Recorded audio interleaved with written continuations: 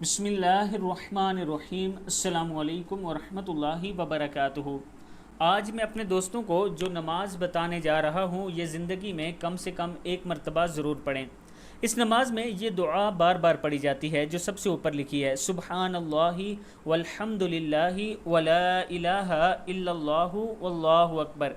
उसके बाद पहली रकत में आप जब अल्लाहु अकबर कह के कानों को हाथ लगाएंगे और फिर सुब्हानकल्लाहुम्मा पढ़ेंगे।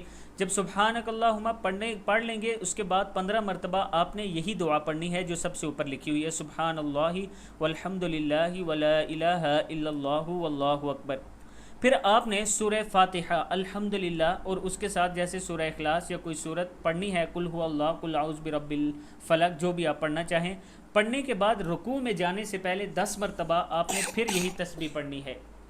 रुकू में सुबहान रब्बियल अज़ीम के बाद 10 मरतबा फिर आपने यही तस्बीह पढ़नी है।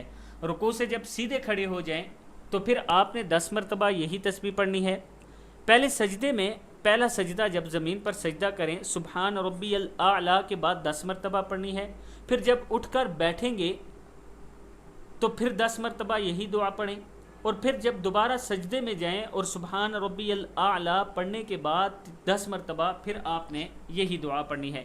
इस तरह 4 रकत मुकम्मल होगी। ख्याल रहे कि खड़े होने की हालत में सूरह फातिहा से पहले 15 मरतबा ऊपर वाली तस्बीह पढ़ें, बाकी सब जगह 10-10 बार तस्बीह पढ़ें। हर रकत में 75 बार तस्बीह पढ़ी जाएगी और 4 रकतों में तस्बीह की गिनती 300 मरतबा होगी। अपने ख्याल से गिनते रहें या उंगलियों के इशारे से तस्बीह का शुमार करते रहें। किताब का हवाला ये मौजूद है। ज़िंदगी में कम से कम एक मरतबा ये दुआ ज़रूर पढ़ लें। अस्सलामु अलैकुम वरहमतुल्लाहि वबरकातुहू।